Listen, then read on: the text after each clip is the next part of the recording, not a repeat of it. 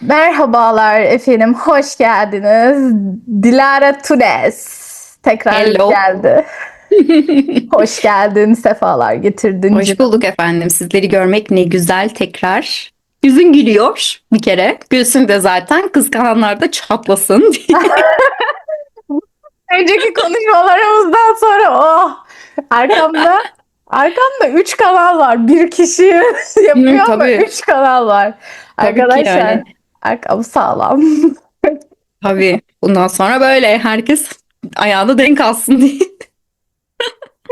Ankara'da ya, Ankara bebesi de diyebilir Tabii. miyiz buna?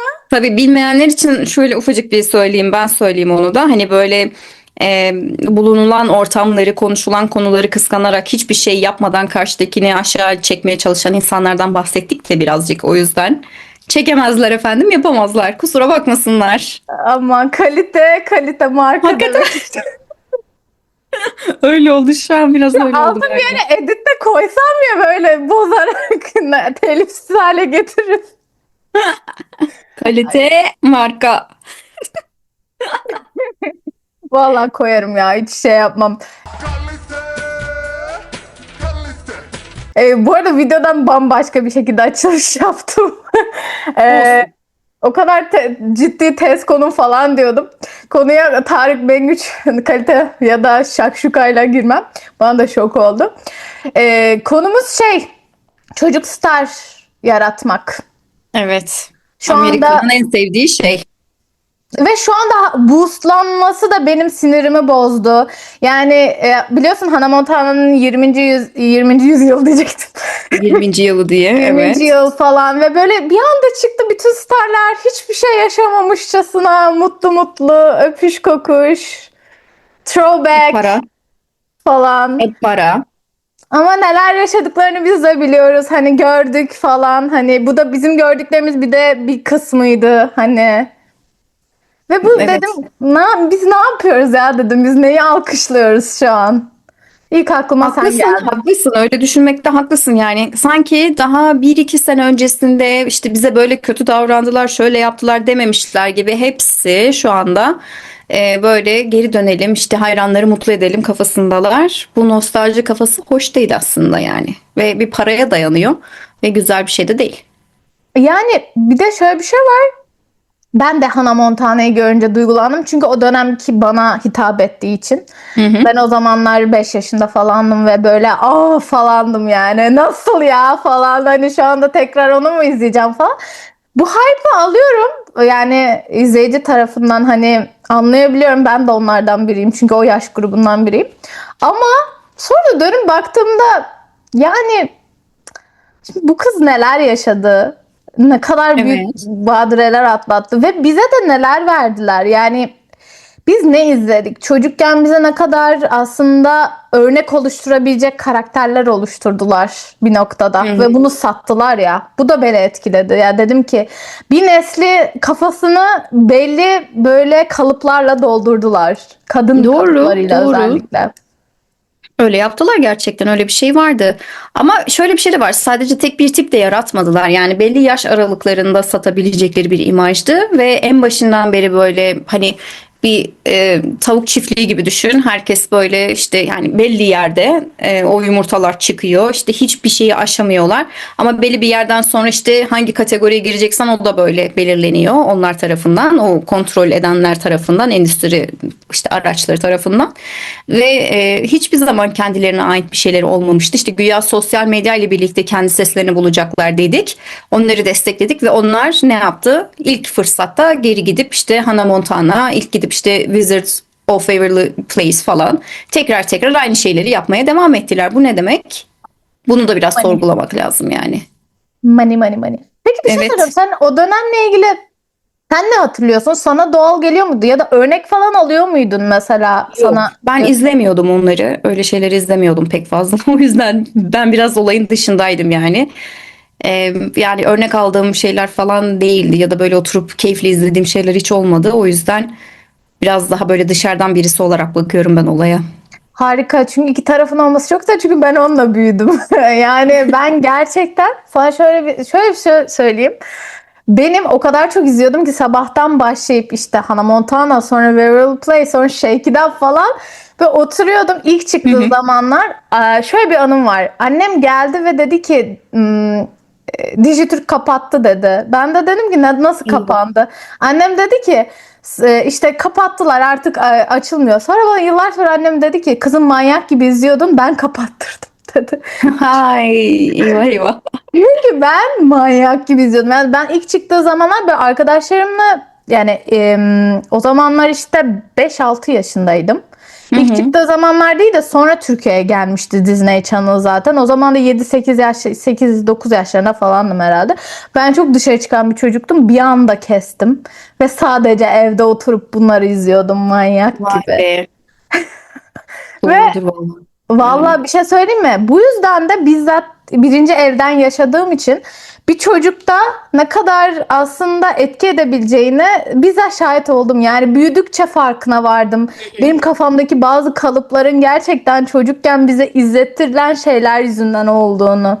Bayağı Evet, etkili bir şey doğru. bence. Olabilir yani, evet. Gerçekten ama yani bir şey vardı hani böyle özellikle çocuklardan para kazanalım kafası Disney ile birlikte, işte bu Disney'nin televizyonu ile birlikte epey bir insanı etkiledi herhalde yani o dönem. Öncesi de var tabii, Disney'nin filmlerinin etkilediği insanlar da var.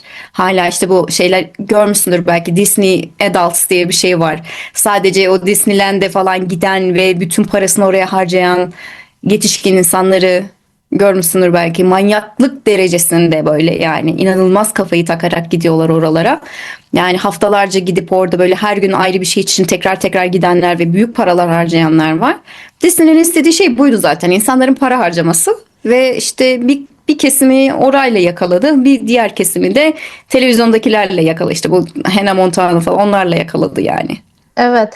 Benim ilk bu tez konum dediğin gibi bu araştırırken falan bu merchandise oluşturmak, para getirecek yeri oluşturmak falan ben ilk başta bu zamanla geliştiğini zannediyordum. Sonra tezle ilgili şeyler okuyunca vertical integration dediğimiz şeyi Disney'in yaptığını, yani aslında bir şeyi öne sürerken zaten o şeyi patlatmaya yönelik öne sürdüklerini, bütün her Tabii ki. şeyle birlikte o zaten popüler olacak. Yani bunun olmama olasılığı yok. Yani popüler olup da merchandise çıkartalım değil. Hayır Tamam. hayır, o zaten merchandising üzerine kurulu bir sistem, o komple. Yani zaten benim sana söyleyeceğim şey oydu. Merchandising ilk Amerika'da nerede başladı? Mutlaka bir ona bak. Bir Grateful Dead örneği vardır. Grateful Dead konserlerinde bu işte hani hippilerin, düşün, kendi tişörtlerini grup tişörtünü satma mevzusuyla başlayan bir mevzu. Grateful Dead merchandising'ini satan adamlar daha sonra çok büyük bir merchandising şirketi kurup yani herkesin bu merchandising ürünlerini yapmaya başlıyor ve şöyle bir şey var Amerika'da. Mesela hani tek bir taraftan değil, herkesin şeylerini yapıyorlar. Mesela diyelim ki One Direction ürünlerini yapıp satıyor. Amerika ile anlaşmışlar. Bu şirket One Direction'ı yaparken aynı zamanda Iron Maiden'ı da yapıyor. Aynı adamlar. Onu tasarlayan adam bunu da tasarlıyor. Çok alakasız diyeceğin iki taraf olabilir ya da böyle hani müzikte belli bir janranın insanları diyebilirsin.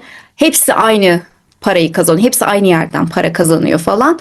Ve bu merchandising olayına o kadar büyük yatırım yapıyorlar ki herkes sadece merchandising satmak için çıkarıyor. Mesela son zamanlarda da şey vardı, yani son zaman dedim yine epey oldu da üzerine, Jojo Siwa örneği. Sadece merchandising satması için oluşturulmuş bir karakter. Sadece işte o saç tokasından başladı. Ondan sonra işte çocuk ürünlerine başladı. Hani böyle devam etti, sardı ve oradan deli gibi paralar kazanıldı. Bu çocuk yıldız yaratma mevzusu sadece bu merch satma olayı üzerinden ilerliyor. Ben de arka merch dedikçe çok affedersin. Evet, evet yani mesela bakınız sendeki merch, yani o yine hiçbir şey, o ne ki? İnsanlar şeyi fark etti herhalde bir süre sonra. Yani önceden belki sadece bu action figürlerdi ya da ne bileyim işte bir tişörttü, bir grubun tişörtüydü vesaire. Sonradan bir fark ettiler ki her şeyi satabilirler. Her şey olabilir bu. İşte Evet. tuvalet kağıdından tut, saçma sapan plastik bardaklara, işte bu parti bardakları falan vardır ya, bir tek seferlik kullanat. Yani her şey olabilir bu. Bir çocuğun ilk doğduğu günden itibaren kullanabileceği, ihtiyaç duyabileceği her şey olabilir. İşte bebek bezinden tut, işte mezun olduğu zaman üzerindeki kıyafete kadar. Her şey bu olabilir. Ya bu acayip bir sektör ya. Yani Öyle. tamamen merchandise. Bu arada şunu söylemek istiyorum. Ben bir şey tüketiyor olmam, yani hani gelecek yorumlara önceden söyleyeyim. Arkam böyle, evet, ama ya seviyorum ben. Hı Yalan hı. yok. Ben bütün kendimi iyi hissettirecek çocukluğumla ilgili şeyleri toplamayı çok seviyorum. Hı Bana iyi hı. hissettiriyor, psikolojik olarak güzel hissettiriyor. Ama bir tüketici olarak bence bunu eleştirmek daha da büyük hakkım yani gibi geliyor. Yani daha bir de bunun Tabii. tüketicisiyim abi. Bir de ben buna Hı para hı. veriyorum. Bu kadar paralar veriyoruz. Ama neden veriyoruz yani? Bunu da bence konuşmak hakkım ya. O yüzden hani baştan söyleyeyim, gelecek hani Kesinlikle. sen niye konuşuyorsun? Arkam böyle falan filan. Bence Yok hepimiz ya, konuşmalıyız. kesinlikle öyle. Ya bir de mesela işte diyelim ki bu Grateful Dead mevzusu 60'ların sonu mu çıktı? 70'ler gibi falan çıktı diyelim. Ardından 80'lerde böyle bir merchandising ile alakalı bir patlama var. Televizyonda işte insanlara gösterebilecekleri şeylerle ilgili, ama bir de ürünlerin değişmesi var. Mesela önceden sadece işte televizyonda görülecek şeyler, işte ya da televizyon ünlüleri, diyelim ki çocuklar sadece stand-up'larda oynuyor, bitiyor, ondan sonra başka bir şeyleri olmuyor iken 2000'lerden sonra, hani 2000'lerle birlikte daha farklı şeyler de olmaya başladı. Daha farklı şeylere de odaklanmaya başladılar. Bunun devamı da gelmeye başladı. O çocuk ünlüler büyüdükleri zaman başka şeyler de satabildiler. Ya da işte bu internetin varlığıyla birlikte daha farklı şeylere de açılabildiler. Hani böyle bir giderek artan bir piyasa, giderek artan bir endüstri şeyi, bir kar marjı var ve bundan herkes faydalanmak istiyor ve herkes o yüzden de kendi yıldızını yaratmak istiyordu işte 2000'lerde. O yüzden hani 2000'ler herkesin böyle bir deneme alanı oldu yani, resmen. Bence 2000'lerin bir de bu kadar problematik de olmasının sebebi, önceden yetişkinlerin daha başrolde olduğu projeler ve Hı hı. yani merchandise bile olsa biraz daha sanki bana yetişkinler varmış gibi geliyordu. Sanki 2000'lerden sonra hedef kitleleri çocuklar ve gençler Evet. olduğunu çözdükleri için başrole de çocukları ve gençleri koymaya başladılar. İşte bu noktada bence problem çıkmaya başladı. Çünkü sen bir çocuk işçi çalıştırmaya Hı başlıyorsun hı. aslında. Ya bir de o dönemin işte kanunları da, bu çocuk işçilerin, hani özellikle de bu müzik ya da eğlence endüstrisi diyeyim direkt olarak, oradaki çocukların kanunlarıyla alakalı değişimler de tabii bunu birazcık tetikledi. Yani mesela aileler daha önceden çocukların bütün kazançları üzerinden bir paraya hak sahibi olurken, bir Keegan Law var zaten, bilirsin onu. Aynen onu diyecektim. Ben de onu Ondan diyordum. sonra işte mesela tamam, o zaman çocuğun parasına dokunamıyorsam hangi alanlardan edineceğim kazanç bana para getirecek diye düşünmeye başladılar. Merchandising buna biraz daha böyle elverişliydi açıkçası. Direkt olarak çocuğun değil, çünkü başka bir ürün satılıyordu. Orada çocuk satılmıyor. Orada çocuğun resminin geçtiği bir ürün satılıyor ve hani belki de çocuğun sahip olabileceği yüzde azalıyor ve işte şirket sahipleri, anneler, babalar bundan daha fazla para kazanabiliyor. O yüzden hep merchandising odaklı olmaya başladı. Çocuğun Yani emeğinden çok. evet, ya bildiğin çocuk aslında bir ürüne dönüşüyor işte. Evet. Çocukluktan çıkıp tamam, ve o dediğin aslında Kagan Law dediğimiz şey aslında tamamen sadece maddi yönden koruyan çocuğu bir şey. Başka bir herhangi bir sömürüden, Hı hı. çalışırken set arkası sömürüsünden tut, aile sömürüsünden, hani Hı psikolojik hı. sömürüden, hiçbir şeyden korumuyor. İşte onun Yani için o SAG var ya, Screen Awards hani muhabbetleri vardı hı bir ara. hı. Şimdi ismi Actors oldu herhalde. Bu SAG şey sendikasyonuyla birlikte çocukların nasıl bir hayat yaşayacağıyla alakalı bir takım gelişmeler oldu, ama o da birazcık geç oldu tabii. İşte mesela çocuk tamam, belirli şartlarda bir set olması gerekiyor çocuğun rahat olabilmesi için ve çocuğun eğitiminin devam etmesi gerekiyor konusu çok çok geç geldi. Çok geç geldi yani. Ya bir de ben mesela bu son olaylardan sonra hep böyle şey durumunda düşünüyordum. Choir on the Set belgeselini falan Hı mesela hı. ben o belgeseli çok seviyorum. Neden bilmediğim bir şekilde silindi. Kimse hiçbir şekilde konuşmadı o belgeseli. Hı hı. Evet, Çok evet. hızlıca oldu ve bittiye getirdi. Aslında Dan Schneider gibi gerçekten gücü elinde bulunduran ve inanılmaz büyük bir abuser, yani çok büyük bir şey ortaya çıkıyor orada. Hı hı. Ve mesela halen daha çok iş yapan bir şirketin ortaklarından biriydi o da. Hı hı. Paramount'un altındaydı. Ve hiç yani asla gereken sükseyi getirmediğini düşündüğüm ve hep böyle Abi izleyin şu belgeseli, dediğim bir belgesel. Herkese. Çünkü kimse bilmiyor. Garip geldi bana kimsenin bu kadar bilmiyor olması. Çünkü biz Evet. çocukluğumuzla ilgili mesela ben Nickelodeon'da çok izliyordum. Tabii Hı ki. hı. Ve böyle orada daha da göze parmak aşırı sapıkça şeyler var yani. Ve Hı hı. büyük adult bir gözle izlediğimde şunu hissediyorum. Aslında çocuk da anlıyor bunu izlerken. Yani şöyle, anlamasa bile kafasına bir imaj yerleşiyor. Hı hı. O algı yerleşiyor. İzlediği şeydeki belki o an yanlışı fark etmiyor ama o ona bir karakterine bir şey, küçük de bir şey olsa beynine bir şey geçiriyor yani. Ve Öyle. ve ben böyle şey oldum. Şimdi bu son olan olaylardan sonra hep normalde işte dediğim gibi böyle o çocuk oyuncuların falan hakları neden böyle, neden şöyle. Şimdi sinirlenmeye başladım. Çünkü bunlar büyüdü ve bundan gene para kazanmaya başladı ya. Hı Ve bu hı. sefer de şey demeye başladım. Abi sizin ettiğiniz hepsi insanlara yaptınız ya. Yani küçücük çocuklara etkilediniz şu anda. Gidip bir de gene para kazanıyorsunuz. Yani Evet. artık onlara da sinirlenmiyorum. Ben direkt diyorum ki bence çocuklar çalıştırılmamalı. Yani ben Yani başka yol bulamadım.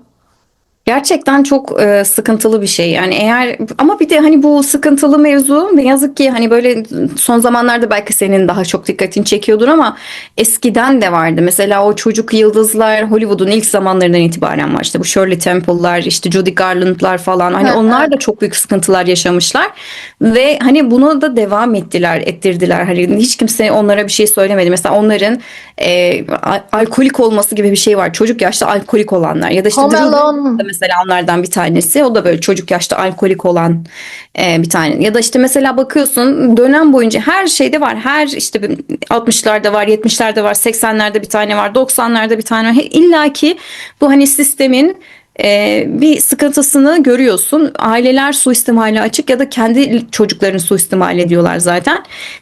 Bu tarz insanlara yatırım yaparak onlardan daha fazla para kazanma mevzusu ne yazık ki hiçbir stüdyonun vazgeçebileceği bir şey olmadı yani ilk günden itibaren. Hiçbiri bundan vazgeçemedi ve bunda ısrar ve inatla devam ediyorlar. Bizim işte neyi izlediğimizde, neyi tükettiğimize dikkat etmemiz gerekiyor belki de. İşte bu nostalji ayağına hala yine eski şeylerin sömürülmesine belki de fırsat vermemek gerekiyor birazcık. Ya bu arada eski çocuk oyuncular deyince aklıma ilk şey geldi. Taxi Driver'da Jodie Foster'dı doğru söylüyorsam. Hı hı. Oyuncunun yaşadıklarını sen de biliyor muydun hayat kadını oynadığı için? Mesela Tabii tabii. ya, biliyorsundur. Mesela o durum da acayip bir durum. Tabii ki yani hayat kadını Elbette. oynadığı için dışarıda yaşadığı saçma sapan sapığı falan Hı hı. çıkmıştı falan.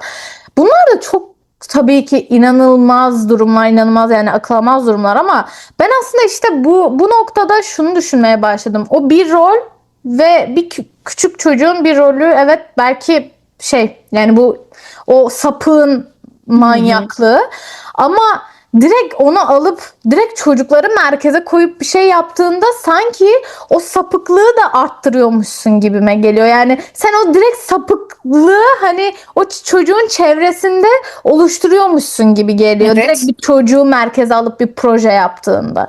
Evet Çünkü kesinlikle. yani ben bulamıyorum buna bir çözüm bu arada. Ben gerçekten en son bir tane çocuklarla ilgili işte Hollywood çocuklar nasıl çalışıyor falan diye bir video yaptığımda sonunda şöyle bir şey söyledim. Gerçekten halen de aynı fikirdeyim. Bence çocuk oyuncu olmamalı. Ben gerçekten bunu savunuyorum. Çünkü biz nasıl ki ya belki büyük bir örnek olacak, çok böyle ekstrem bir örnek olacak ama sanayide bir çocuğun çalışmasını desteklemiyorsam ben bir sette de bir çocuğun çalışmasını desteklemiyorum. Hı Çünkü hı. bir emek sarf ediyor ve o emekten para kazanıyor. Yani hani olayın genelinde bu ya. Aslında olmaması gerekiyor. Bir çocuk emek sarf edip emeğinden para kazanmaması normalde ideal bir dünyada. Para getiren kişi yetişkinlerdir, çocuk değildir Hı ya. hı.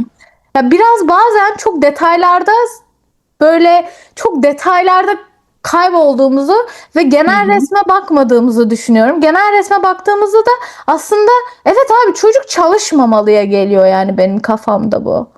Evet ya ama işte yaratıcı işler söz konusu olduğunda hep böyle bir iltimas geçilmeli, hep böyle bir ayrımcılık yapılmalı gibi bir durum da var. Hani tamam dışarıda çalışmasın ama bu aynı şey değil. Sette çalışanla o aynı değil falan diye bir kafa da oluşuyor zaten. Ama burada mesele işte o çocuğun orada çalışması mı yoksa ailenin bundan nemalanması mı? Biraz da böyle bir tarafı var. Çünkü aile çocuğuna bu kadar yakınlaştırmasa ya da aile bu konularda sınırlarını daha net çizse zaten o aileler ve o ailelerin çocukları bu tarz ortamlarda bulunamıyor. Bakıyorsun işte kim bulunmuş bu ortamlara, o 2000'lere tekrar geri dönecek olursak işte Miley Cyrus zaten babası dünden hazır çocuklarının ünlü olmasına ya da işte bu tarz ortamlarda çalışmasına, ya da bakıyorsun Selena Gomez annesi zaten dünden hazır kızının böyle ortamlarda bulunmasına, ya da Justin Bieber'ın annesi zaten oğlunu satıyordu Scooter Braun'a. Hani böyle bir öyle aileler var. Öyle insanlar var ki hani bu bir kontrol edilebilecek bir şey olsaydı zaten hani ilk başta o ailelerin çocukları üzerinde bu şekilde bir hakkı olmamalıydı. O kadar böyle geriye gidiyor ki o kontrol. O yüzden pek doğru bir karar da olamıyor. Günün sonunda temeli kötü olduğu için sonucu da kötü oluyor. Evet. O Yani yüzden bu aynen. konularda işte belki de şöyle bir şey olabilir ileride. Yapay zeka ile birlikte bazı işte bu çocuk yıldızlık muhabbetinde farklılıklar olabilir. Evet, Belki böyle ben de onu faydası düşünüyorum. olabilir.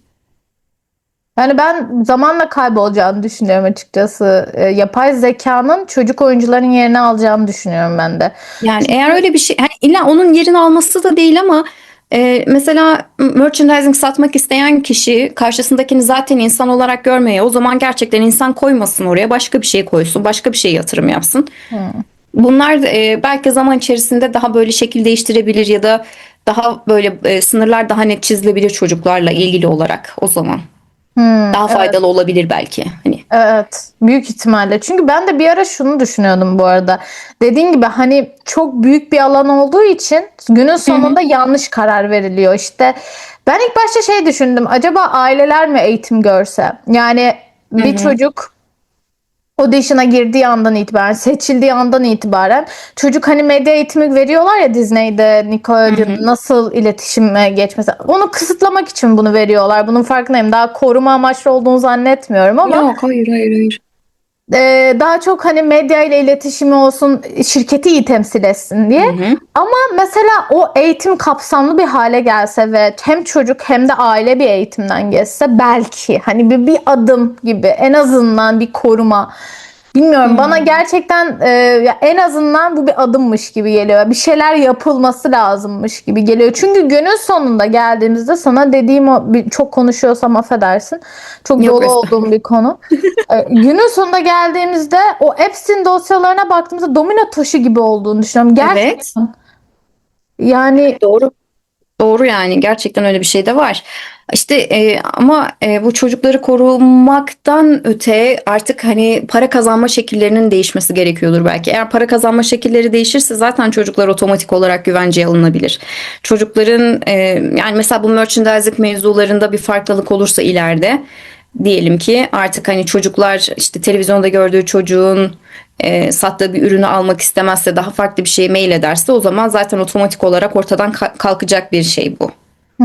evet. Yani daha farklı şeyleri, işte bu satın alma tercihlerinin değişmesi ya da işte hani günün sonunda kötü adam kapitalizm demek istemiyorum ama yani eğer bu Evet. satın almayla alakalı mevzularda değişiklik olursa ancak bir şeyler yoluna girebilir gibi geliyor bana da. O zamana kadar hep aynı şeyler aktar dönder, ismi değişecek, yine farklı şey gibi gösterilip aynı şeyleri yapacaklar. 20 sene sonra, 40 sene sonra işte ne bileyim, her seferinde yine farklı bir nostalji şeyini gösterecekler insanlara yani. Ya ben nostalji pazarlaması ile ilgili bir tane video çektim ve orada şöyle bir şey söylemiştim. Gerçekten nostalji bitmeyecek bir şey sanırım. Hı hı. Çünkü ben bunu kabul ettim. Çünkü şöyle bir şey var. Nostaljiyi de pazarladıkları şey aslında üründen çok bizim o yani hedefledikleri kitlenin o dönemdeki duyguları, güven duygusu. Evet. Çünkü sen Evet. o dönem yaşadığın hayata olan güvenin hani bildiğin bir hayat ya o. Hı Bildiğin hı. şey sana her zaman safe zone yani böyle seni gerçekten güvenli alanın oluyor ve güvenli alanını satıyor sana pazarlıyor aslında bütün o nostalji pazarlamasını yapan insanlar Hı ve hı. geleceği pazarlayamazsın çünkü gelecek belirsiz bir şey ve gittikçe belirsizleşen bir şey. Dünya çok belirsizleştiği için Hı bizim hı. bence bu güven duygusuna olan ihtiyacımız artıyor. Bu yüzden de nostalji pazarlamanın yükseldiğini düşünüyorum yani nostaljik her şeyin tekrar reboot remake'e dönmesinde. İçeri arı girdi de affedersin. Arı mı? Bir dakika şu anda çok acil bir durum. Neyse yok kendi kendine çıkar ya. Çok ilgilenmiyorsun Korkarım. gidiyorlar. Çok korkarım. Ara ara geliyorlar gidiyorlar. Bu arada çok Gerildim. Şu fazla havada anda şey var. benim burada varmış kadar gerildim yani. Çok korkarım arada. Neyse bir şey olmaz ya. Bir şey olmaz galiba neyse. Ya işte bu nostalji bilmiyorum nereye kadar gider. Bundan da vazgeçer insanlar ya. Başka bir şey bulunur gibi geliyor. Ama işte bu süreçte daha kaç kişi harcanacak ya da kaç kişinin işte bu ne bileyim sevgisi, ilgisi sömürülecek. Yani her şey bir sömürüye bağlanıyor ya günün sonunda. Hı İşte hı. sömürüye bağlanmadığı noktada belki işte bir özgürleşme olacak gibi ama o da nasıl olur bilmiyorum. Yani bilmiyorum, ben de ya business okudum ama kapitalizme nefret kusuyorum. Yani bu da enteresan bir çelişki, farkındayım ama yani kapitalizm gerçekten para bulunduğu andan itibaren ben dünyada hiçbir şeyin yani manipülasyon olmadan ilerleyeceğini düşünmüyorum açıkçası. Olabilir. Ama Olabilir. göreceğiz yani. Sen şey söylemiştin videodan önce. Bu 2000'ler öncesi dönemle ilgili referanslar vereceğini söylemiştin. Bana onları hemen ben bir alabilirsem çok Yani iyi olur. 2000'ler öncesi zaten işte bu büyük satış yaptıranlar zaten Olsen kardeşler. Ha, 80'lerde 90'larda Elizabeth çok büyük Olsen'ın satış. şeyleri. Elizabeth Olsen'ı biliyor ama işte Mary-Kate Ashley zaten Hayır, hani onu bütün adı satışları onlar. unuttum. Ondan sonra yine aynı şekilde onun döneminde çıkan diğerleri de buna sayılabilir. Ondan daha önce olanlar Michael Jackson. Hiç çok uzağa gitmeyelim yani. Michael Jackson da çocukluktan itibaren çok büyük bir sömürüye uğramış isimlerden bir tanesi. İşte onun ama mesela onların sattıkları ürünler daha farklıydı. Mesela Michael Jackson'ın sattığı ürün neydi? Müziğiydi, dansıydı, işte gösterisiydi. Bunları satıyordu daha çok işte albümleri satıyordu. Ama daha sonra işte bu sadece albüm ya da işte sadece sanatsal şeyler olmaktan çıktı ve tamamen ticari amaçlara döndü ya işte bu merchandisingle birlikte. İşte bu merchandising'in ne noktada kuvvetlendiğini bakmak gerekiyor. O noktada her şeyin terse gittiğini görüyorsun zaten. Artık sanat da bir önemli değil. Hani bu kültür endüstrisi muhabbetinde neyi satılabilir? Noktasına hangi noktada giriyorlar? Özellikle bu hakların satışıyla alakalı bir şeylerin değiştiği şeylere bakmak lazım. Müziğe bakacak olursak mesela o şarkıların hakları kimlere satılıyor? İşte sanatçıların kendi şarkılarının haklarına sahip olmaması ya da bazı gruplar var. Mesela hangisiydi bu? Bir tane dur. İsim aklıma gelecek. Gelemedi. Beach Boys. Beach Boys'un şarkılarının kendilerine ait olmaması ve işte babalarının bu şarkıları nasıl olsa daha artık dinleyen olmaz diye bir başkasına çok ucuz bir fiyata satması ve sonrasında bunun büyük bir sıkıntısını yaşamaları, o şarkıları tekrar geri alabilmek için büyük sıkıntılar yaşamaları. O kadar çok şey var ki aslında hani böyle ailelerin çocukları sömürüsüne giden şeyler. Ama işte o zamanlarda mesela Judy Garland diyoruz. Judy Garland'ın sattığı şey neydi? Tutup işte suluk satmıyordu Judy Garland mesela. İşte ilkokula giden çocuğun suluğunda Judy Garland olmuyordu. Ama mesela Judy Garland'ın filmleri satıyordu o zaman. Ardından gelenlere bakıyorsun tek tek. İşte Shirley Temple film satıyordu. Farklı farklı işte sanatsal şeylerdi. Daha sonradan bir anda böyle ticari ürünlere dönmeye başladı. İşte o ticari ürünlere döndüğün nokta, kırılma noktası bence odur. Yani 2000'ler sadece daha belki insanların gözünün önüne çıkardı ama o kırılma noktası daha erken bir döneme gidiyor gibi. Her dönemde farklı bir tane var. İşte Macaulay Culkin var 90'larda. Çok büyük ürünler sattıran. Bu Olsen kardeşlerle birlikte. Ve hani her dönemde ayrı ayrı isimleri sayabiliyorsun. Hani çocukluktan itibaren bir şeyler satan isimler diye. Ve ne yazık ki her biri büyük bir sömürüye maruz kalmış. Aileleri tarafından en başta çok büyük sömürüye maruz kalmış isimler. Bu konuda hiçbir değişiklik olmuyor. Hep ailesinin sömürdüğü isimler. Mesela Macaulay Culkin'e bakıyorsun annesiyle babasıyla görüşmek bile istemiyor. Çünkü onlar beni bu şeye soktu diyor. Ama aynı şekilde kardeşine bakıyorsun Kieran Culkin'e bakıyorsun. O hani ailesiyle alakalı bir takım mevzular haricinde bu piyasada olmaktan çok mutlu birisi. Ve çok da işte iş yapan birisi haline geliyor. Hani mesela Elizabeth Olsen'a bakıyorsun aynı şekilde piyasada çok iş yapan çok daha böyle saygı duyulan birisi haline geliyor. Ama ablaları abileri bunun çok kötü sonucunu yaşamış insanlar hayatlarının bir döneminde. Yani şu Bayağı. şeyi zaten bilirsin hani bu Lindsay Lohan için de geçerliydi.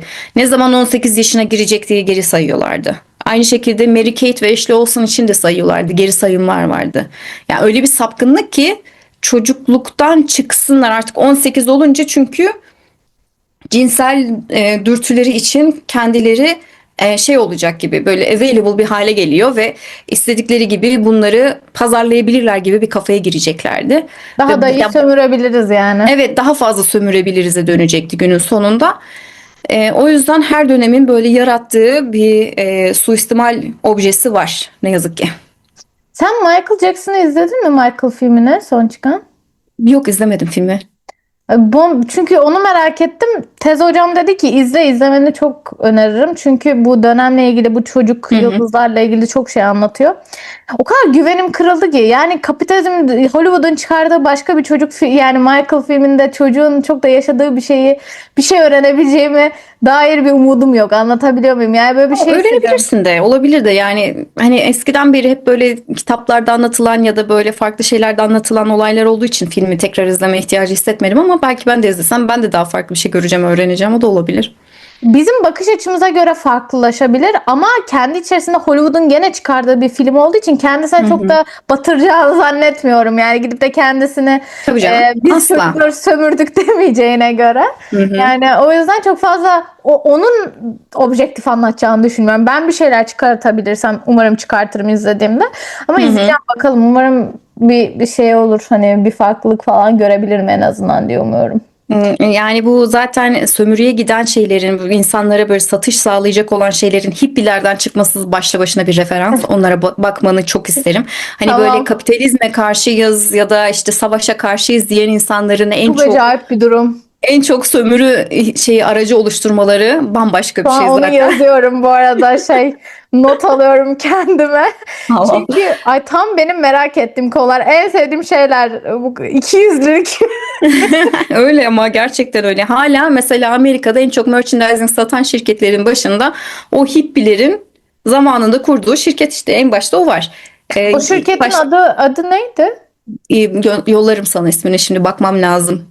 Tamam. Yani babadan oğula geçen bir şirket oldu zaten o. İlk başta Grateful Dead konserinde tişört satıyorlardı. Daha sonra şimdi işte her şeyi satıyorlar. Şu anda herkesin her şeyini satabiliyorlar. Okey, şimdi İnanılmaz bir ürün skalası var. İnanılmaz bir şey var. Kafaları var yani o konuda. aslında insanoğlunu ne kadar özetleyen bir şey bir noktada da. Yani hani barış elçisi gibi çıkıp paraları sömürmek, insanları sömürmek, Kesinlikle. duygularını sömürmek aslında. Yani Öyle. bu mesela konuştuğumuz, hani ben 2000'lerde doğduğum için büyük ihtimalle bana 2000'ler bu kadar fazla geliyor, gözüme batıyor ve en çok beni çocukken etkilediğini bildiğim için. Önerebileceğin herhangi bir iyi böyle Quiet on the Set gibi bir belgesel falan var mı? İzleyicilerimize de öneri olsun. Yok, öyle bir şey yok. Yani bu sadece ne yazık ki böyle piyasada hani hazır bir ürün olarak yapılmış, insanlara pazarlanan bir şey bulman çok imkansız. İşte satır aralarını okuman lazım, yazılan tezleri okuman lazım. Özellikle o konularla alakalı, hani bu müzik işletmesi ya da eğlence işletmesiyle alakalı yapılan işlere tek tek akademik boyutta bakabilmek gerekiyor, ya da dedikoduları dinleyeceksin birazcık. Çünkü birçok şeyde hani direkt olarak kağıda geçmemiş olsa da işte hangi sanatçının çocukluktan itibaren ne gibi şeylere uğradığını ne yazık ki birazcık işte konuşuyorlar. Konuşmaları dinlemek gerekiyor. Bu mesela Demi Lovato'nun bir dönemi var böyle, konuyu değiştiriyorum şimdi olacak ama direkt aklıma geldi yaşadıkları şeyler deyince. Benim en travmatik bende Demi Lovato'nunki, çünkü felç oluyor fazla yüksek dozda almaktan. Ve şimdi mesela karşıma TikTok'ta falan çıkıyor, işte Camp Rock şarkıları söylüyor, Disney'in tekrar şeyini yapıyor falan. Ve bir tane belgeseline, kendi belgesinde kendi istismarcısını ifşa ediyor. Ve o belgeselde söylediği şey başka bir röportajda diyor ki orada çalışan biri değildi. Aslında çok net bir şekilde belgeselde diyor. Benimle ya, hep çalışmak zorunda kaldım ben o insanla diyor. Bu direkt ağızdan çıkıyor ve onu da izledim. Yani evet, direkt çıkıyor. Umarım AI değildir. Direkt çıkıyor ve sonraki şeylerinde de bunu reddediyor işte. yok işte onunla çalışmadım, onu hemen attılar, şirket hemen şey yaptı falan. Ama ben mesela izleyici olarak da şimdi bana Camp Rock'ı atıyorum ya da Disney'i çok överek anlattıklarında şöyle hissediyorum. Abi ben salak mıyım? Hı Sen hı. bunu anlattın bana önce. Geldin Daha bunu bir iki anlat. sene oldu mu yani o olaylar çıkalı? Bir iki sene öncesinde herkes işte çocuk yıldızların nasıl suistimale uğradığından bahsediyordu. Şimdi tekrar o çocuk yıldızların suistimale uğradığı projeleri canlandırıyorlar. Evet ve bu bana böyle salak yerine konuluyormuşum gibi Hı hı. hissettiriyor. Ve bu kadar satılıyor olması da sonra böyle diyorum ki abi ya gerçekten çok satılıyor ya da çok satılıyor imajı verilerek çok satıyorlar. Anlatabildim mi Evet, demek istedim? evet. Aslında bir tık komplike belki söylemiş olabilirim ama hani imaj yaratıp çok izleniyor. Bakın herkes bunu çok bekliyor. İmajını Evet. onlar satıp bizi buna düşürüyorlarmış gibi geliyor. Doğru öyle çünkü gerçekten kimsenin aklından geçmeyecek artık umurunda bile değil öyle şeyler ama yine de sanki bir hype yakalayabilirlermiş gibi bunu pazarlayan çok fazla oldu. iCarly de o şekildeydi mesela. Evet. Janet McCurdy de asla projeye dahil olmak istemedi. Ama iCarly çok bekleniyor işte çok isteniyor falan. Belki hani bekleyen insan sayısı diyelim ki 10 iken böyle yüz binlerce insan bekliyormuş gibi gösterdiler ve sonrasında battı. Tekrar kapattılar yani o projeyi kapattılar bitirdiler. Ben zaten ben dedim ki bunu kim izleyecek abi? Zoe'yi de yaptılar. 101'i tekrar Hmm. filmini çektiler. Hiçbirini izlemedim ve aslında hedef kitlesinin ben olması gerekmiyor mu? Yani şimdi ben Hı hı. derken benim yaşıtım, ben çok izledim. Benim dönemim, benim yani aslında persona olarak benim işte benim ilgimi çekmeleri gerekmiyor mu? Ama o kadar olay oldu ki ve bence artık yeni nesil unutmuyor yaşanılan şeyleri. Zannettikleri kadar da bazen Yok canım. Hı düşmüyor hı. yani. Hani demiyor ki ay ben iCarly'yi açayım dizisini izleyeyim geri dönmüş demedim ve hatta Dan Schneider durumlarından dolayı daha da nefret ettim yani hani asla bir daha ben açmayacağım bu Hı kanalı bu hı. şeyi falan oldum. Ben tek miyim? Değilim abi. Böyle çok insan var. Zaman sen kime satıyorsun bunu yani? Bu imajı Yani şeyi halen de ben mesela canlandırmak istediler. O da tutmadı. Bu yeniden 70'leri, yeniden 90'lar yapıp satmaya çalıştılar. İki sezon oldu mu? İkinci sezonun yarısında mı iptal ettiler? Öyle bir şey oldu. Tutmadı çünkü insanlar onları görmek istemiyor. Tekrar şeyleri görmek istemiyor. Hani bu nostalji artık baydı ya da hani belli başlı birkaç isim için belki geçerli olur. O da çok büyük bir para kazandırmaz. Artık bunu bir geride bırakıp ilerlemek gerekiyor bir noktadan sonra. İşte mesela Miley Cyrus da bir şekilde ilerlemek zorunda kalacak. İşte bu Hannah Montana mevzusundan sonra artık daha tamam. ki bence çok iyi bir şarkıcı bu arada. Ben Tabii şarkılarını şey canım yani olarak ona ihtiyacı mı seviyorum. var? Grammy İhtiyacı ödülü yok. bile var. İşte ben de mesela ne beklerdim biliyor musun? Hannah Montana'yı övmesindense çıkıp gerçekten Hannah Montana'nın arkasındaki bir de önceden belli bir dönemde anlatıyordu ama bunu Hı hı. delilik adı altında anlatıyordu ve herkes medya onu deli imajı şey yapmış. Hatta o dönemin bir adı var Miley'nin öyle olduğu. Neydi adı? Flop era mı Ha, diyorlar? Club Flop era. Era. Ve o da bunu kabullenip bu eraya göre hareket etti. Ama Hı şimdi hı. daha toplum tarafından kabul edilebilir bir görünüşe sahip ya maalesef ki öyleyiz toplum olarak. Daha yani düzgün dediğim Hı hı. tırnak içinde daha yetişkin bir erada ve bu erada çıkıp anlatması aslında daha bilgilendirici ve de gerçekten benim gözümde daha büyürdü. O zaman Hannah Montana da daha fazla büyürdü. Anlatabiliyor muyum? İmaj olarak da daha fazla büyürdü. Ben şeyi çok beğenmiştim. Miley Cyrus'ın bu Black Mirror'da bir bölümü vardı. Ha, evet. Değil Şey mi? Burada direkt oynanılıyor. olarak o işte o çocuk yıldız muhabbetini nasıl suistimale açtığıyla ilgili falan bir şeyler anlatıyordu. O zaman işte satılan bir robot vardı ve o işte bütün benliğinin o robota aktarılması vesaire falan inanılmaz bir şeydi bence. Hani bunu yapan kişiyle 20. yıl Hannah Montana yapan kişi aynı olmamalı gibi geliyor. Evet. Yani ya evet değil mi? Yani bu kadar büyüdün artık elinde daha da büyük bir güç var. Bunu Hı kullan hı. yani en azından. Artık senden sonra gelecek çocuklar da kullan en azından bunu. O kadar hala Disney devam ediyor ve hani biz mesela ben şeyi de çok izliyorum. Percy Jackson diye bir tane Hı dizi var hı. Disney'in. Orada da çocuk yıldızları yapıyorlar mesela. Gene çocukluktan alıp oynattırıyorlar falan. Ve backstage'ini tekrar izliyorum. Mesela bakıyorum nasıl hani bir farklılık olmuş olabilir. Backstage'ine ne kadar gösterecekler? Tabii ki de bu da yani Disney'in kendi içerisindeki behind the scenes Hı belgeseli. hı. Ne kadar gösterecekler ama şimdi kendim bakış açımdan bakayım ne göreceğim falan diye izliyorum. Yani doğru düzgün çalıştıkları, yani kendi okullarına gittikleri, okul ders eğitimi gördükleri gene yok mesela. Ve hani bunu çok güzel paketleyebilirken Disney paketlememiş bile, yani umursamamış bile bu çocukların özel hayatında ne yaşadığını göstermekle. Bu çocukların önemli olan, çünkü bu çocukların sizin şirketinizdeki para değeri, oluşturdukları karakterin, o dizi içerisindeki karakterin size getirecekleri para. Yani Evet. Aynı şekilde bu yeni Harry Potter ekibi. ya şöyle bir, aslında baktığımda ne kadar doğru bilmiyorum. Sen bana doğrusu söylersin ama bana İngilizler bir tık daha bu konuda şeymiş gibi geliyor. Harry Potter filmleri de evet, gene tabii ki hani Daniel Radcliffe, Emma Watson falan, hani çocuk oyunculuktan gelmeler ama İngiliz sistemi bir tık daha sanki ünlü çocuklara sanki daha çocuk gibi bakıyor gibi geliyor. Amerika bir tık daha Amerika gibi geliyor ama Amerika bilmiyorum. daha böyle pazarlamaya yönelik tabii ama yok onlarda da vardı. Onlar da aynı şekilde pazarlanıyordu. Onlar sadece belki de yaptıkları sözleşmeler dahilinde bir şeyler yapabildiler en fazla ve hani o daha böyle onların nelere dahil olabileceği o zamanlar sınırlı olduğu için bir şeylerdi. Şimdi mesela yeni olanları da merak ediyorum. Yeni olan bu işte yeni dizideki şeyleri çok merak ediyorum. Nereye varacak? Bu çocukların hayatı ne olacak? Mesela daha dakika bir gol bir hiçbir şey çıkmadan bir belgesel yayınlayıp işte behind the scenes muhabbetini yayınlayıp işte Harry'yi bulmak falan böyle bir şey Evet. çıkardı. Daha ilk dakikadan pazarlanmaya başladı bir şeyler. Ve çok büyük bir merch satacaklar yine bu konuyla alakalı. Deli gibi paralar kazanacaklar. Ve bu süreçte o çocukların hayatı ne olacak onu da görmek için hani bir şeyler değişmiş mi değişmemiş mi bunu görebilmek için bizim için bir hani gözlemleme açısından iyi bir şey olabilir ama pek umutlu değilim ben yani güzel bir şeyler çıkacağını o çocukların hayatıyla ilgili. Bu Daniel Radcliffe falan o tayfayla alakalı bir tek şu söylenebilir belki de.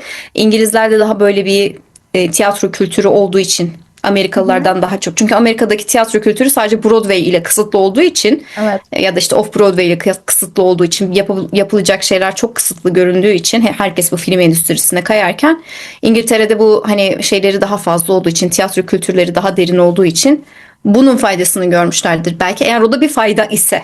Hani bu çalışma konusunda bilmiyorum ne kadar fayda oldu onlar için ama hani kariyerlerini daha sonradan daha iyi yönetebilmelerindeki sebep o tiyatro kültürü olabilir.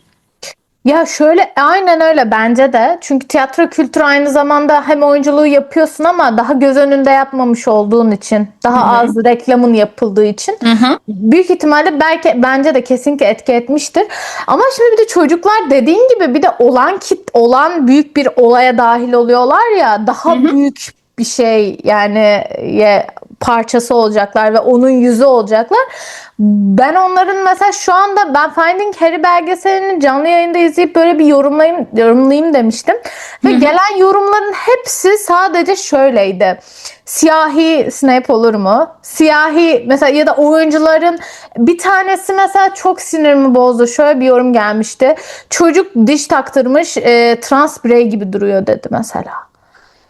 Yani Yani işte gelen bu yorumlar mesela çok azı, şu kadarcık kısmı o çocukların karşılaşacağı şeyin, yani bir evet. milyonda biri, ve bu çocuklar bunun 100 katını, 1000 katını görecekler. Nasıl mesela bu sosyal medya çağında olup ne kadar uzak tutabilirsin aile olarak, yani ne kadar bilinçli olursan ol. O çocuk 16 yaşına gelecek, ergen olacak ve bu Evet. elinde telefon olacak. Kim bilir o 16 yaşına geldiğinde dünya nereye gidecek? Daha da büyük bir, belki de artık tamamen sosyal medya bambaşka bir ortama dönüşecek, bilmiyoruz yani. Ve işte bu belirsizliğin içerisinde o çocuğu korumak bana biraz yani Zor geliyor. polyanacılık gibi geliyor ya. İmkansız gibi geliyor. Göreceğimiz şeyler nasıl bir şey olacak ben de merak ediyorum o konuyla ilgili. Ki çok izleyeceğim biliyorum. Çünkü ben izlediğimde ağladım. Ama Özür dilerim. Çok özür dilerim ama ne yapayım? Harry Potter'ın bendeki öyle bir etkisi var. Yapabileceğim hiçbir şey yok. Gerçekten. Var ya. bende öyle bir şeyin etkisi bir tek belki Sailor Moon'da vardır. Sailor Moon'la Sailor ilgili bir şey Moon'u yaparlarsa çok. oturup ağlarım. Ben Sailor Moon'u da çok severim. Yani bir tek o Ben olabilir.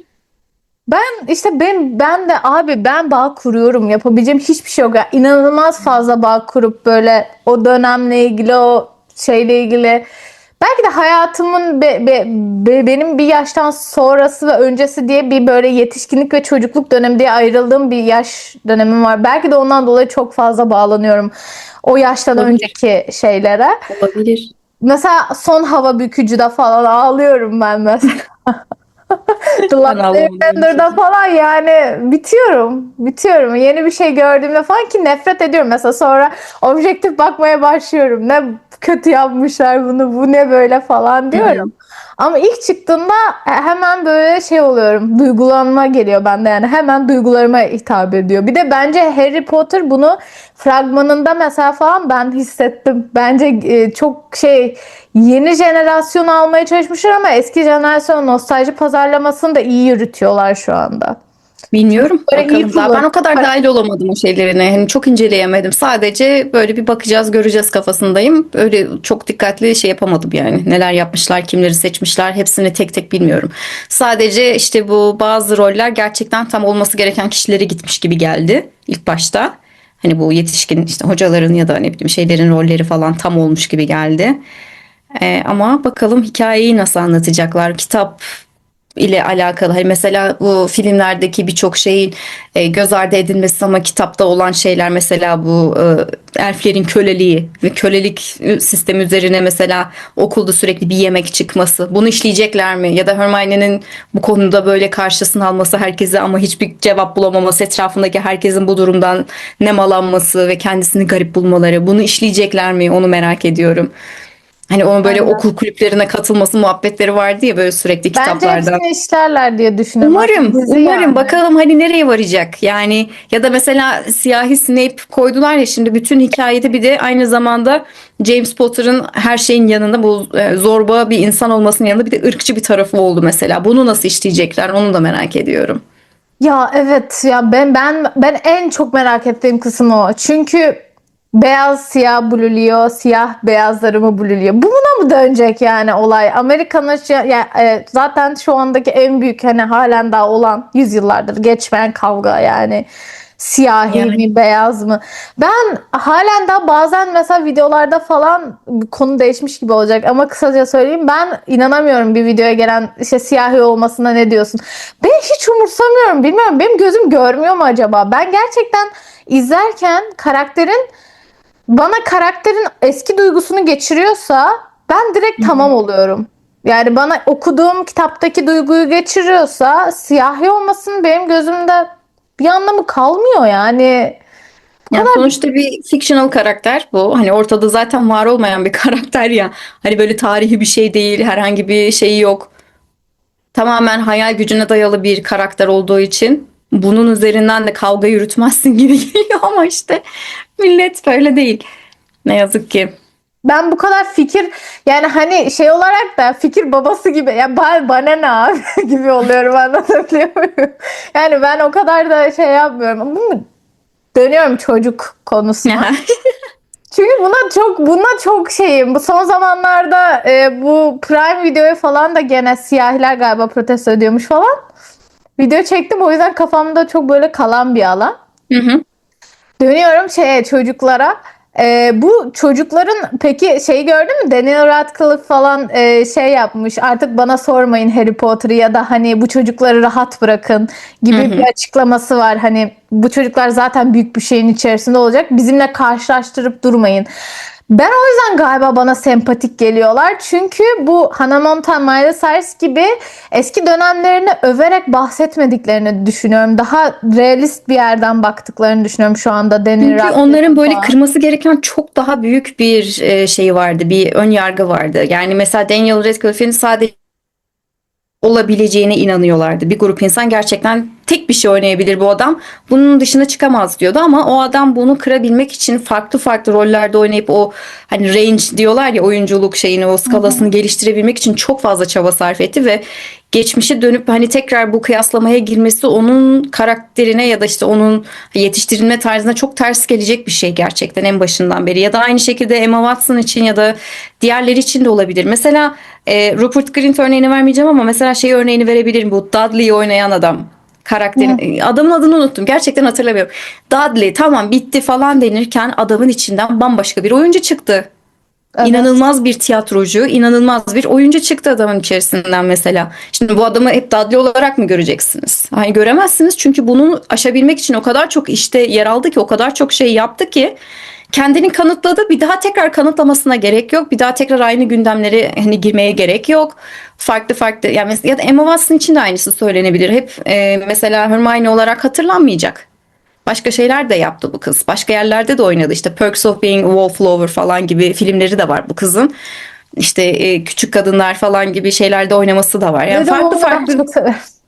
yani bir sürü farklı şeyi de var. Artık aştılar onu. Artık yani bunu aşabilmek için de çok çaba sarf ettiler. Artık o yüzden bir hani tek konuda aşıp başka şeyler yapabilmede çaba sarf etmeyen Tom Felton vardır. O hala Harry Potter dünyasında kalmaya Evet. devam etmek istiyordu. O şu anda tiyatroda Yani kendisini oynuyor burada. işte bir arada öyle bir o çıktı. Başka bilmiyorum yani. Göreceğiz ya işte. Başka. Çocukken alınan insanlar oldukları için aslında iyi oyuncu olup olmadığı belli değil. Hani o an sadece karaktere o an ne kadar uyduğu, o çocukken o audition'a girdiği anda ne kadar uyduğu Hı önemli ya. hı. Onun oyunculuğunun iyi olup olmadığını zamanla gösteriyor. Belki de kendi de fark etti iyi bir oyuncu olmadığını ve elinde sadece Draco kaldığı için. O da olabilir, o da olabilir. Mesela şeye bakıyorsun, bu Cho Chang'i oynayan Michelle bile, Michelle neydi kızın soy ismi falan, bir şey, Michelle Fen miydi? Ay, soy ismini unuttum. Neyse, şimdi ben o kadar isimlerde kötüyüm ki bu konuda. Tam Bridgerton'da işte kötü üvey anneyi oynaması ile ilgili falan böyle yorumlarda bulunuyor. İşte bu konuyla alakalı şeyleri var, röportajları var. Sonunda diyor birisi diyor baktı ve bunu gördü diyor. Bu kızda böyle kötü insan oynayabilecek bir potansiyel var. Bunu gördüler ve benim için böyle bir şey oldu diyor, gerçekleşti diyor. Ben de kendimi buldum diyor kız yani resmen orada. Kötü yani üvey anneyi oynama falan konusunda. Sonunda diyor kendimi böyle özgürleşmiş hissediyorum gibi açıklamaları var mesela. harika açıklama yani. Kötü annede kendimi buldum. Hakikaten yani dersin karaktere küfredersin. Bridgerton'daki bulan ne kadar şey der. Ama kız oynarken resmen o kadar mutlu ki gözlerinden okunuyor yani.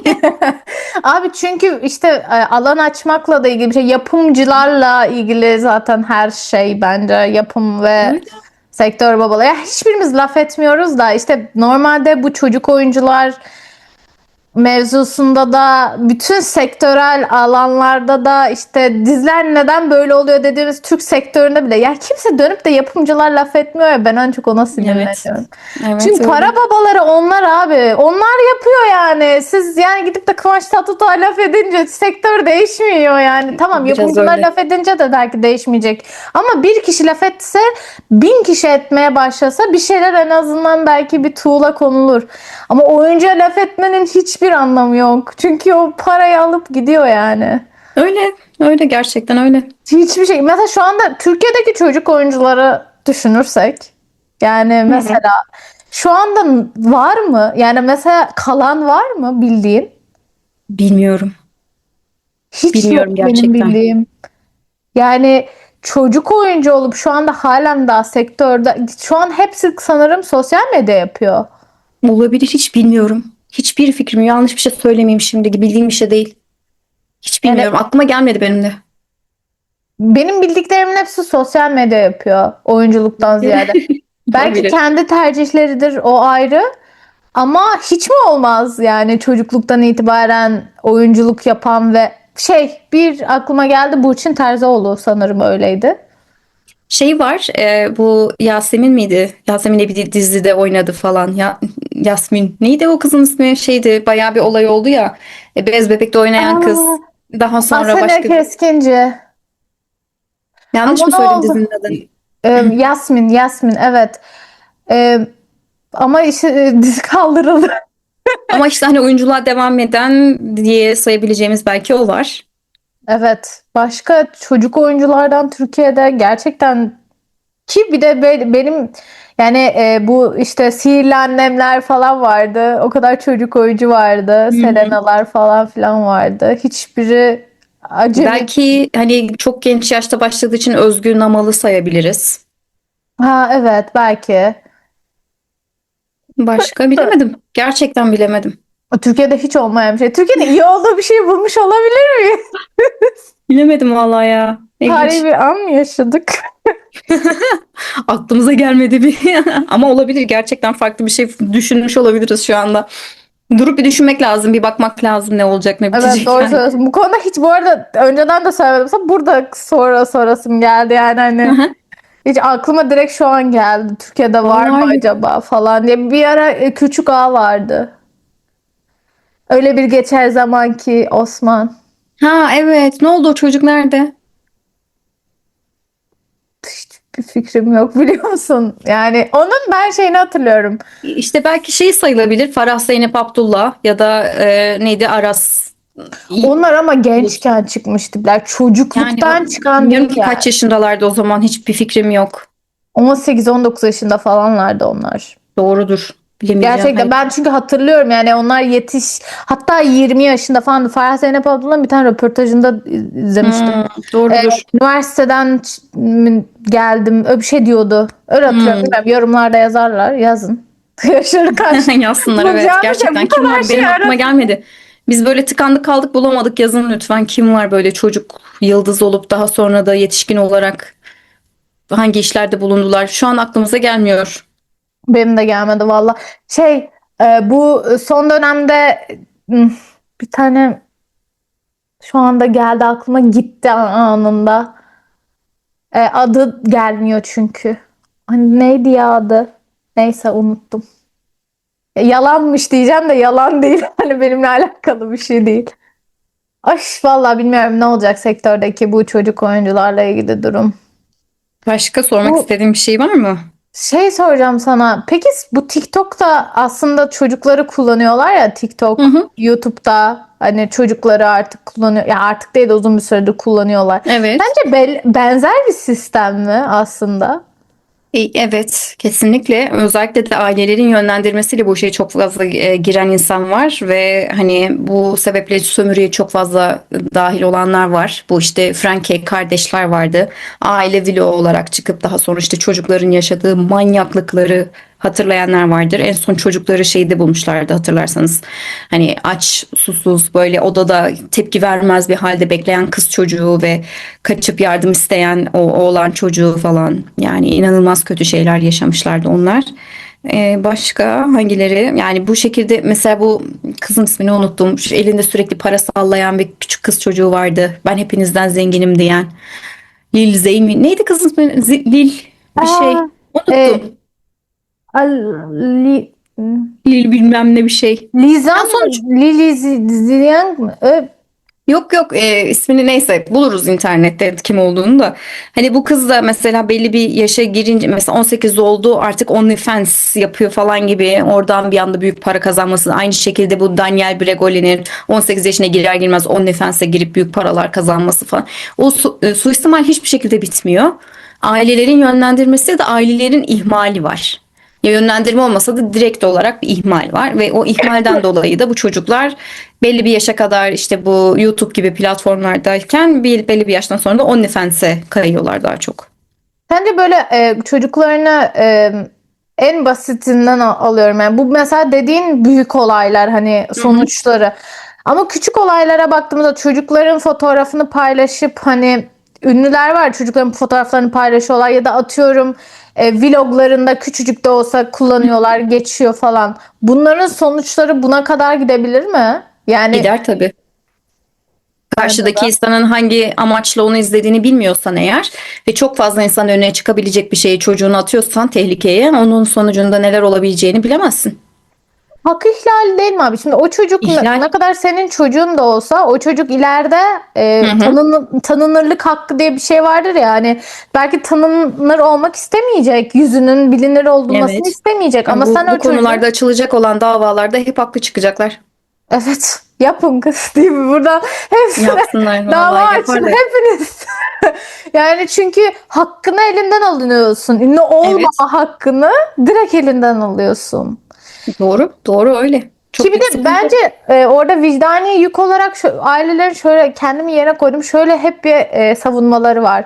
Okul masraflarını ondan veriyoruz. Şuradan masraflarını, ona hayatı yaşatmak için bunu yapıyoruz falan. Abi o zaman çocuk yapmayacaktın. Çocuğun üzerinden para Hı. kazanmak için mi sen çocuk yaptın? Çocuk dediğin şey senin zaten olan imkanlarına doğması gereken, olan imkanlarınla yetişmesi gereken bir şey ya. Kendisi Hı sana para hı. getirmemesi lazım. Ve çok Yani fazla işte şey açık. Hani sonrasında da şunu yap, bunu yap diye çocukları garip garip şeylere yönlendirecekler. Bunlar çok belli bir şey yani, çok bariz. Çocuğunu hani kendi videosunda kullanan insanlara pek iyi gözle bakmıyorum ben. Ne yazık ya ki. zaten bir de bu çocuk dönemdeki hani bu son olan her şeyden sonra Kahramanmaraş'ta falan da olan olaylar falan çocukların bu kadar gerçekten dönüştüğü şey Hı hı. hani canilik de denilebilir, bu atmosfer de denilebilir. Aslında her şeyin böyle benim kafamda böyle bağlantı, korelasyon kuruluyor. Böyle şey oluyorum. Abi çocukların hiçbir şey malzemesi olmaması gerekiyor ya da Hı böyle hı. şey gibi hissediyorum. Hiçbir şey yasaklamamak gerekiyor. Evet, çünkü toplum olarak bence yani hükümetler hiçbir şeyi yasaklamamalı. Tabii yani, ama yasak değil de hani yasak değil, kontrol de demeyeceğim, öyle bir şey değil. Yani yasaklamak bir şeyin çözümü değil kesinlikle. Sen ne kadar yasaklarsan yasakla, onlar yine bir yolunu buluyor bunu kullanabilmek için.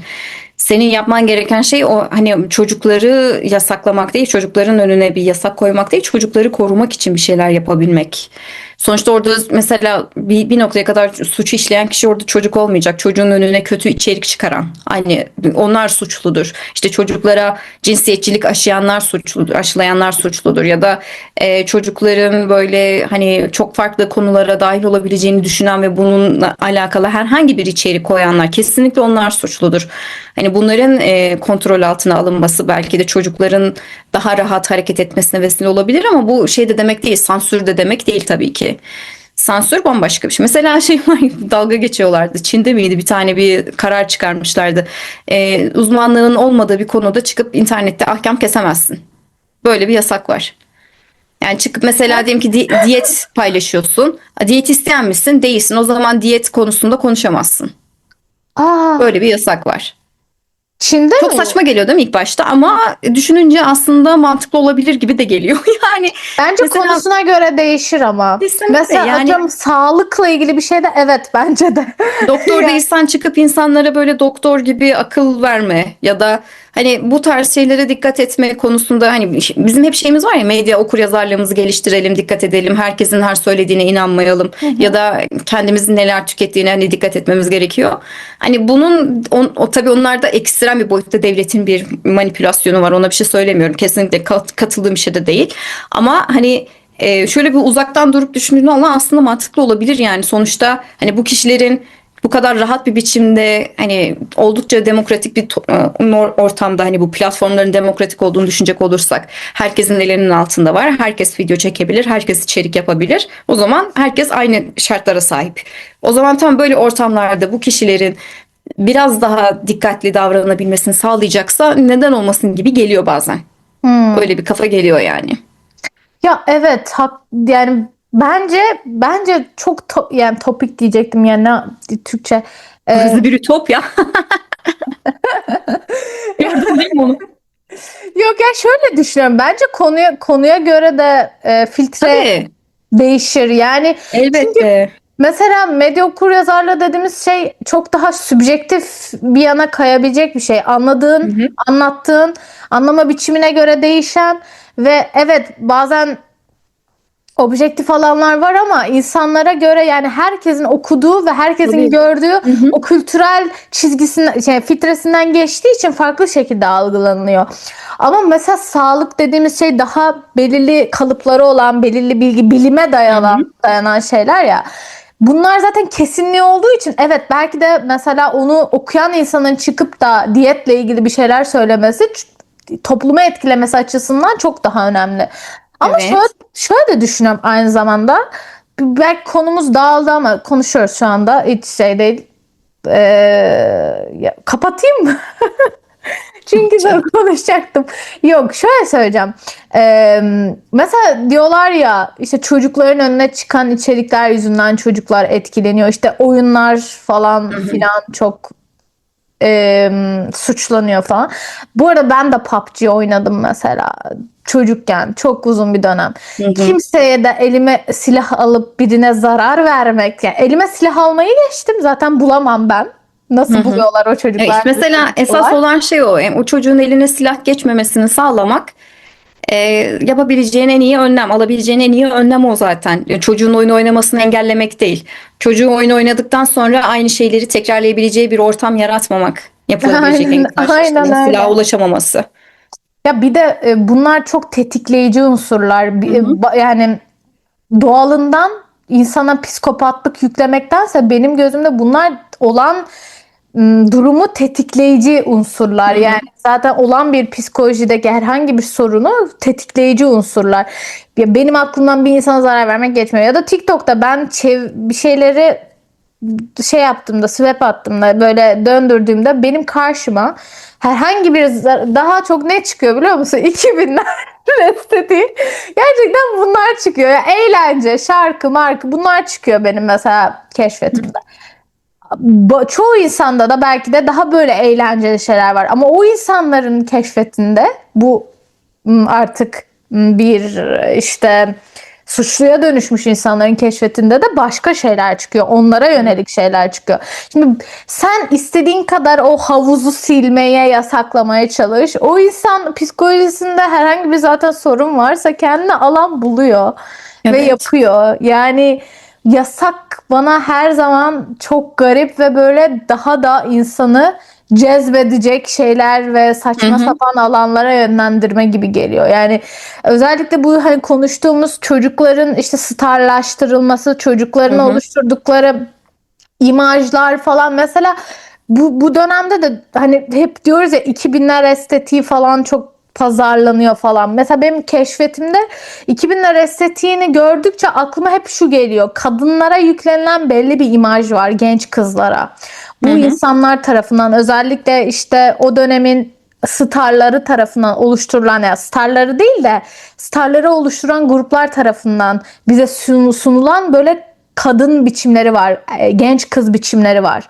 İşte küfür etmez, sigara içmez, ne bileyim herhangi bir madde kullanmaz, dışarıda barlarda gezmez. Tamamen işte hayatı yani inanılmaz şey yaşarlar. Ne Elimizde derler ona? yaşıyorlar gayet hiçbir şeyleri yok yani.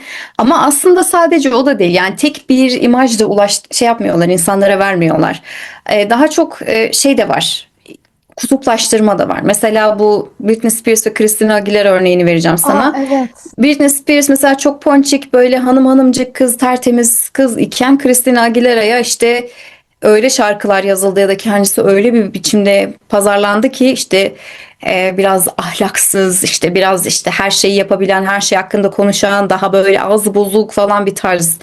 Yani hep böyle bir kutuplaştırarak bir taraf işte çok ponçik bir taraf çok kötü. Mesela günümüzde bile hala bunlar olabilir. Bir taraf işte çok ponçik bir taraf çok böyle objeleştirilebilen. Hala bunlar devam ediyor yani. Bu işte kutuplaştırarak olayları böyle hem ona hitap edelim hem buna hitap edelim mevzusu işte birazcık tüketim alışkanlıklarıyla alakalı. Herkese hitap edebilmek ve herkesi yani mesela bu şeyden bahsetmiştim ben bir kere. Lafın böyle birden ondan ona atladım ama Sydney Sweeney'nin bu My Jeans Are Good Jeans muhabbeti kendi işte güya kotunun tabii kotudur tabii ki. Kendi kotunun iyi kot olduğunu söylemesi ve işte Cat's Eye grubunun çıkıp işte daha güzeliyiz falan muhabbetini yapması. İkisini yapan adamın aynı olması. Hem işte bir beyaz ırkçılık alt tonlu reklamı yapan adam aynı zamanda işte çok uluslu ve çok daha böyle demokratik bir taraf gibi görünen Cat's Eye. İkisinin de pazarlamasını yapan adamlar aynı adamlar. Hep kutuplaştırarak, hep böyle insanlara hem o var hem bu var hangisisin kafası sunarak bir şeyleri satmaya çalışan insanlar çok uzun zamandır var ve hani o şeyde değil. Sen şu anda mesela sadece şeye odaklanmış olabilirsin. Hani bu özellikle de 2000'lerdeki o işte minnoş ve sterilize insanlar işte böyle bekaret yüzüğü takıp gezen oğlanlar ya da ne bileyim hiç kimseyle öpüşmeyen kızlar Evet. böyle çok aile kızları tarzındaki şeylere odaklanmış olabilirsin ama bir de bunun karşı tarafı var. Her zaman öyleydi. Yani Evet, yo mesela yo tabii canım. bu işte Hannah Montana falan çıktığı noktalarda onların olduğu dönemde bir de emolar vardı. Bu Evet. emolar işte gider bir yerlerde içerlerdi ya da ne bileyim daha farklı şey, daha karanlıklardı vesaire falan böyle. Bir hani Hannah Montana tarafları böyle çok ponçik, pembe, böyle kızsal bir şeyken bir tarafta emolar daha böyle karanlık ve hayatı daha farklı bir biçimde yaşayan tarafta. Hep böyle bir ikilem var yani. O ikilemler hiç geçmedi zaten hiçbir zaman. Evet. Ama mesela bunda aklıma şöyle bir soru geldi. Bu daha çok sanki müzik sektöründeymiş gibi geldi. Yani televizyonda izlettirilen şeylerde sanki kutuptan çok belli bir stereotip var. Ama müziğe döndüğünde Hı hı. daha kutuplaştırıcı şeyler daha fazla varmış gibi geldi bana. Çünkü Hmm. televizyonda ben böyle izlediğim şeyden de çıktım. Yani belki ben hep onu izliyordum ya da benim dikkatimi o çekiyordu. Ama ben arkadaşlarıma dönüp baktığımda da televizyona baktığımda daha stereotip, bir de geleneksel medya olduğu için Hı sanırım hı. daha Hı hı. stereotipler görüyor. Daha idealize edilmiş şeyler gördük. Ama mesela işte bizim dönemimizde Eurovision falan filan çıktı. En çok izlenildiği dönemler işte şarkılar, müzik grupları yeni çıktı dönemlerde falan. Evet, mesela belli bir taraf pop kültür çok seviyordu. Belli bir taraf rock'ı daha çok seviyordu. Bir taraf One Direction severken diğer taraf Nirvana dinliyordu falan. Evet, daha ayrım, daha biraz daha sanki fazla bir alan varmış gibi. Daha fazla insana hitap edecek bir alan varmış gibi. Ama mesela televizyona dönüp baktığımda bana çok Televizyonda böyle en ulaşılma, en böyle ters görülen, en eci görülen insan bile aslında çok ortada bir insandı o yüzden. aynen yani televizyonda hep daha böyle, yani en garipsenecek kişi bile dediğin gibi daha kalıplara uygun bir şekilde Aha, yani gösteriliyordu. hala öyle yani kötü karakter yazmayı bilmiyorlar. Hala bugün bile mesela kötü diye gösterilecek bir karakter yazmayı. İyi mesela çok saf salak bir şey olarak yazılırken kötü olarak yazılan karakterler genellikle şey oluyor böyle e, işinde gücünde aslında normal bir hayat yaşayan insanı kötü karaktere koymuş oluyorlar. Çünkü öbür taraf çok saf salak. Evet. İnsanlarla nasıl konuşması gerektiğini bilmeyen ya da işte Politik böyle olmayı bilmeyen hiçbir ama şekilde. böyle işte öyle bir tipi iyi olarak gösteriyorlar ve ister istemez geri kalan herkes kötüymüş gibi oluyor. İşte mesela hani diyelim ki işe yeni başlayan stajyer, hani staja başladığı gün şirketin sahibinin oğlunu ayarttı falan muhabbetleri vardır ya, Türk medyasında öyle saçma bir fantezi vardır hep. Yani Evet. şey, bu yaz dizileri muhabbetlerini biliyorsun. Oradaki kötü karakter olarak gösterilen kadına bakıyorsun. İşinde gücünde Evet. bir makyajını yapmış, şıkır şıkır işine giden kadın. Bu kötü kadın oluyor ama yani. Ben büyüyünce izlediğimde hep onlarla sonradan bağdaştım, biliyor musun? Hep dedim ki onlar Mesela şeye bakıyorsun, aynı şekilde bu geçmişte yapılan işte Ferhunde'ye bakıyorsun. Yaprak Dökümü'ndeki Ferhunde kötü karakter diye bakıyorum. of. Ferhunde tamam, patavatsız, böyle bir ters lafları falan var ama kötü karakter gerçekten Ferhunde miydi falan, durup onu sorguluyorsun artık bir noktadan sonra falan. Ben şey izlemiştim. Bu Ferhunde deyince aklıma o geldi. Yaprak Dökümü'nü okumuştu Kazıklı Maria. Hı hı. Onun bütün şeylerini izledim ve gerçekten ben çok küçükken Yaprak Dökümü'nü bize okul okutmuştu. Ve ben nefret ederek okudum çünkü okul okutuyordu. Yani hani ders gibi olduğu için. Sonra Kazıklı Maria ile tekrar okudum ve bilmiyorum, onun da manipülasyonuna geldim bilmiyorum ama bana böyle o kadar güzel anlattı ki kitabı. Böyle şey gibi. Aslında çok feminist bir kitap. Bakın işte işte Ali Rıza aslında ne kadar şey, işte Tabii. namus şeyi gibi dolaşıyor ama kitabın sonunda her şeyini o kaybediyor. Çünkü Hı kızların da hı. her şeyini o kaybediyor falan filan. Sonra gerçekten öyle hissettim. Dedim yani hani ay, evet abi, bildiğimiz Ferhunde hayatın gerçekliği. Namus bekçisi de Ali Rıza ve ailesi. Yani aslında işte sonu Öyle.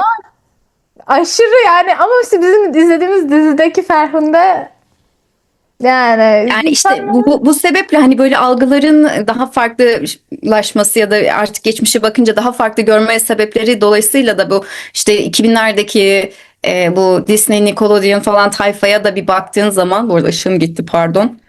çok Onlar da oldu. şey oluyor Gerçekten böyle, çok hani çok. bir anlamlarını yitiriyorlar artık, pek bir anlamlı gelmemeye başlıyorlar artık. Evet, bence de ben Sonunda ha? devam et, devam et. Pardon. Yani günün sonunda böyle şey gibi geliyorlar. Hani kim iyiydi, kim kötüydü falan oluyorsun ve o eski şeyi yakalayamadığında da zaten o hikayeden uzaklaşıyorsun ister istemez. Çünkü artık satılacak bir şey de kalmıyor bir noktada.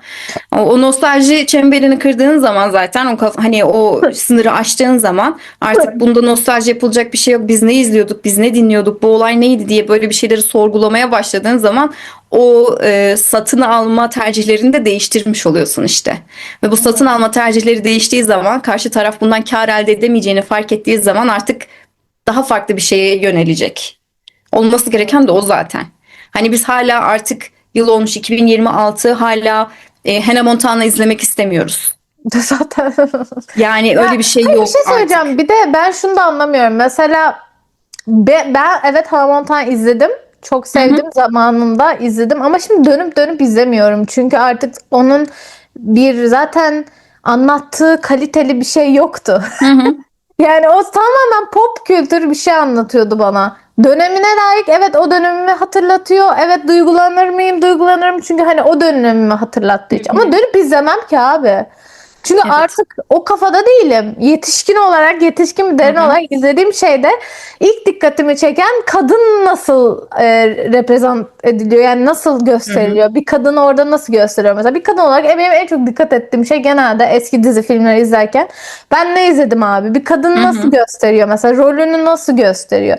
Hepsine dönüp baktığında da hepsinde frik çıkıyor. Yani hepsi aşırı stereotip kadınlar, kötü kadın, iyi kadın diye işte dediğimiz gibi ayrılıyor ve ben hiçbir yeni neslinde de böyle büyük büyük kitlelerin aşırı dolaşıp dolaşıp Hana izlediğini düşünmüyorum yani. Bunu tamamen ben Disney'in kendisini paketleme biçimi olduğunu düşünüyorum. İşte bir noktada mesela şey de kırılacak. Artık insanlar Harry Potter'ı da izlemek istemeyecekler. Bir noktada artık hani böyle tekrar yapımları falan tekrar izlememeye başlayacaklar. Bir noktada onlar da kırılacak. O kırıldığı zaman işte bir noktada artık bunların iş yapmadığı zaman daha farklı bir şeylere odaklanabiliriz belki. Ama şu anda hala bunları konuşuyoruz ne yazık ki. Yani göreceğiz. Şey, Derinciğim, bayağı konuştuk ya. evet. Yoruldum ben. Ben de aynı şey, şimdi şey diyeceğim. Seni çok tuttum. Acayip tuttum. Bir de bundan önce de konuştuk. Sohbet ettik. Allah ya akşam yayınım var. O yüzden. Yayın mı var ne? Bir dakika, hemen söyler misin? Ne Evet yayın var? akşam yayınım var o yüzden şey canlı yayın yapıyorum artık Dilara Konusu ne? Tunas'la biraz daha bu ay canlı yayınlara odaklanacağım. Mayday yayınları bizim. Orada Ha, artık sürpriz söylemeyeyim gördüm. içeriğini. Ha, sürpriz, okey. Tamamdır. Ben de gelirim. Tamam peki. Aa, bu orada bir de saat bayağı geç. Burada daha yeni 3 oluyor. Saat 5'e geliyor. Saat Okey, 9'da tamamdır. yapacağım şimdi. Hazırlığımı yapmam lazım o yüzden. Kolay gelsin. Ben de orada olacağım. Tamam. Direkt gelirim. Bu arada konuşamadım. İzleyicilere teşekkür ederiz. Unuttum ben Evet. izleyicileri bu arada. Yani böyle hiç video çekmiyormuşuz gibi, sohbet ediyormuşuz gibi gittim. Teşekkür ederim. Buraya kadar izlediyseniz Evet. zaten çok bayağı Teşekkürler. büyük Sağ bir şey. olun izlediğiniz. Yorumlarınızı mutlaka bekliyoruz efendim. Bu konuyla alakalı kendi fikirlerinizi de Evet. yazın. Özellikle de Türk örneklere bakmak istiyoruz. Onları yazarsanız seviniriz. Evet, türkü gerçekten merak ediyorum. Ben de bulamadım. Diler, sana çok teşekkür ederim. Yani Ben de sana gerçekten teşekkür ederim. her mesajıma direkt ben bu kadar tatlı bir insan görmedim ya. Ya, Gerçekten teşekkür, sosyal medya yaparken fark ediyorum. Çok az senin gibi insan var. Çok ya, teşekkür teşekkür ederim. ederim. Çok Teşekkürler. Sağ değerli. olun. Zaman ayırdığın için, bu güzel sohbetin için çok çok Her teşekkür zaman. ederim. Her zaman. Ne zaman dersen. Teşekkür ederiz. O zaman görüşürüz bir sonraki videoda. Bay bay.